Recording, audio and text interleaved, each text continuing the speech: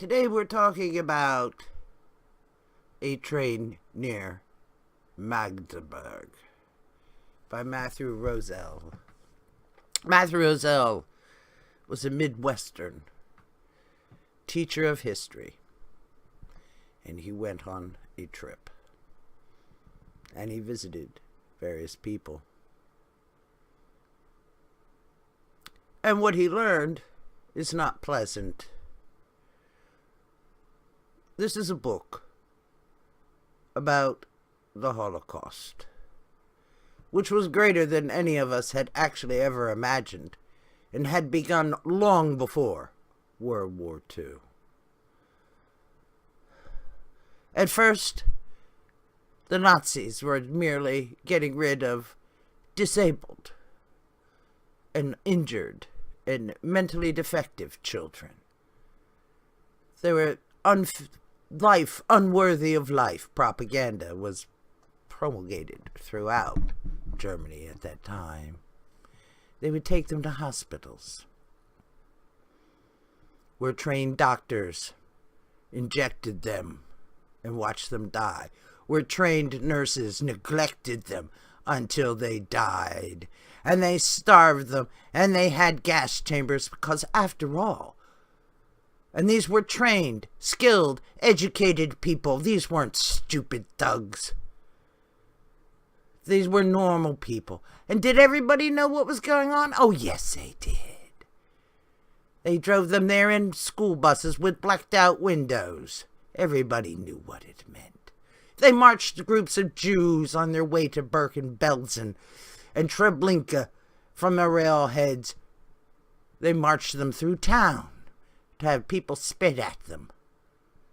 Yes, they know. The Jugendparades. Please, stop being so blind.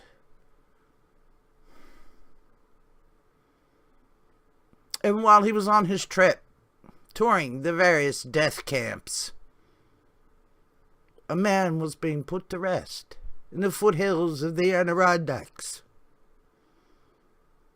He used to have been, or he was, during World War II, a tank commander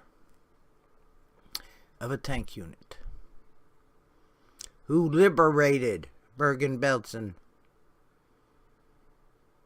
and saw the piles of dead bodies cast aside like piles of potato skins. So yes, this is not a pleasant book to read, because not only does he tell you about the testimony at the Nuremberg trials by people who underwent such horrors, but he also spoke to the perpetrators. He also spoke with the soldiers who liberated them. And then they reunited them all together. And I can't wait to get to that part of the book. Really. Teach your children to be human, to have ethics, to have morals, to not put children in cages. Once you start thinking of other humans as,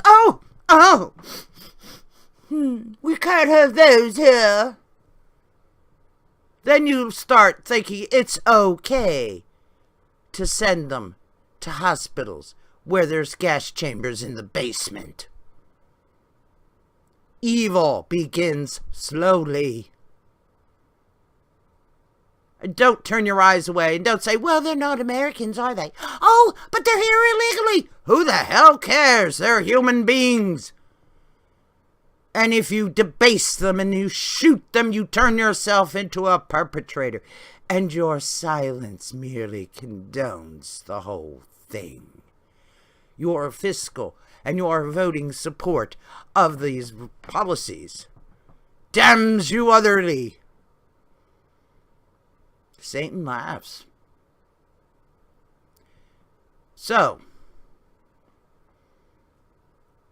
This is a book that every conservative person who has a problem with immigrants, no matter what the reason for that might be, should read. Because these were people who had been German for centuries, Hungarian for centuries, Polish for centuries. Didn't matter. If you were at all a Jew, murder them. If you were disabled, murder them. If you were eventually a Czech, a German, or a Pole, and you were a political opponent, murder them. If we just didn't like their color of your eyes, murder them.